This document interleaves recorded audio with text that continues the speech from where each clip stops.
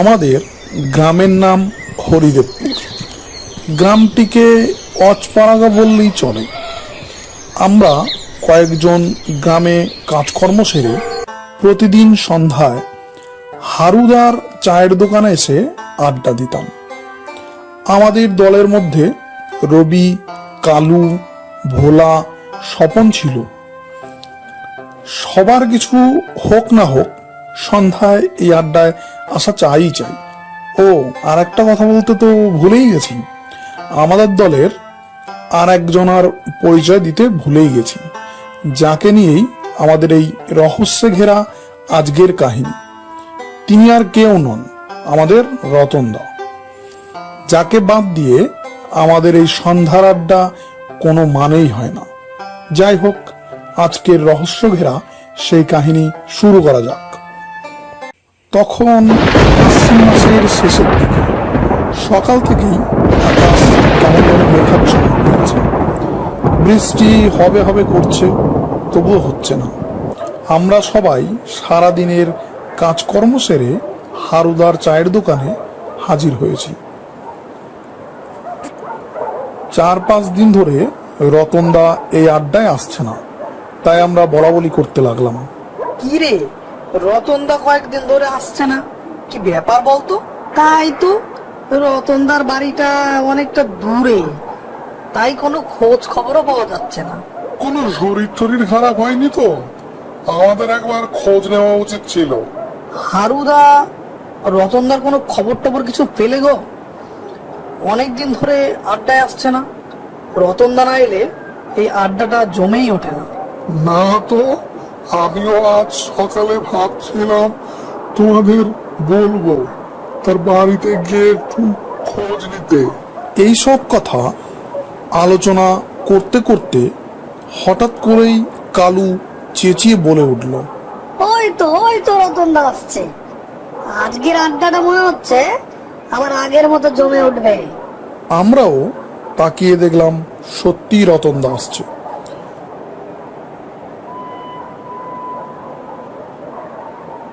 রতনদা এসে সরাসরি তার নিজের বসার জায়গাটায় বসলো, কিন্তু কিছু বলল না। তাই আমি বলে উঠলাম, কি গো রতনদা, তোমার শরীর টরীর খারাপ হয়েছিল নাকি? আমরা তো ভেবেছিলাম আজ তুমি না এলে তোমার বাড়িতে খোঁজ নিতে যাব।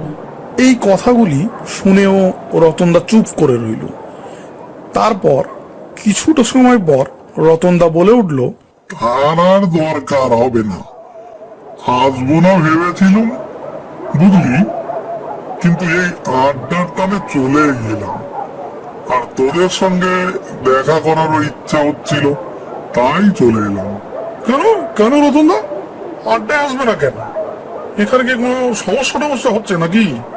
আরে না না, সে অনেক কথা, পরে জানতে পারবে। যাই হোক, রতনদাকে এতদিন পর পেয়েছি, তাই তার মুখ থেকে রহস্যে ঘেরা গল্প না শুনে আর থাকতে পারছিলাম না। তাই আমি বলে উঠলাম, আচ্ছা রতনদা, পরেই জানবো। আজ অনেকদিন পর তোমাকে পেয়েছি, তাই একটা রহস্যময় জমিয়ে গল্প শুরু করো দেখি। আর তোর সইছে না। ঠিক আছে, এসেছি যখন তখন তো আর না শুনিয়ে যাওয়া যায় না। তবে আজকে যে ঘটনাটা বলবো, সেটা আমার জীবনে ঘটে যাওয়া একটা সত্য ঘটনা। রতনদার মুখে এরকম কথা শুনে আমরা সবাই একটু নড়ে চড়ে বসলাম। এরই মধ্যে কয়েকটা শব্দ করে আওয়াজ করে উঠল। রতনদা তার গল্প শুরু করলো। তোরা তো সবাই জানিস, এখান থেকে আমার বাড়িটা বেশ খানিকটা দূর। আর আড্ডা সেরে বাড়ি ফিরতে ফিরতে মাঝে মাঝেই অনেক রাত হয়ে যেত, তাই মাঝে মাঝে সাইকেল নিয়েও আসতাম। তোরা তো সেটা জানিস। আমি লাস্ট যেদিন এসেছি, ভেবে দেখতো সেদিন ঠিক কোন দিন ছিল।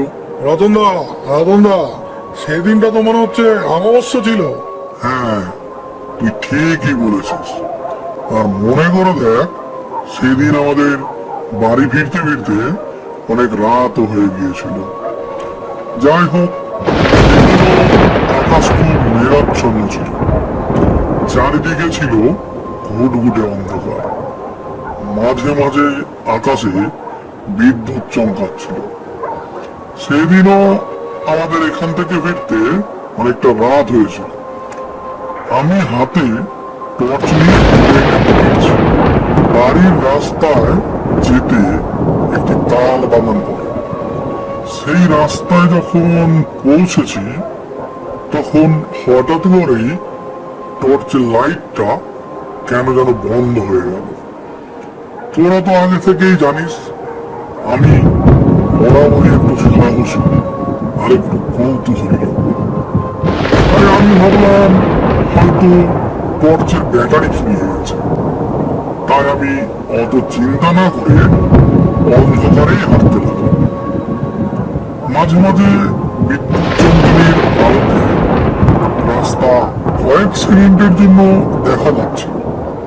যাই হোক, কিছুটা রাস্তা যাওয়ার পরেই আমি বুঝতে পারলাম আমার পিছন পিছন কারা যেন আসছে।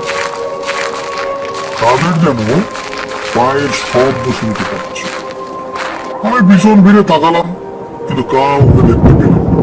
কে কে আমার পিছন পিছন আসছো? আমাকে ভয় দেখিয়ে লাভ নাই, সাহস থাকলে সামনে এসো। কিন্তু না, তেমন কাউকেই দেখতে পেলাম না।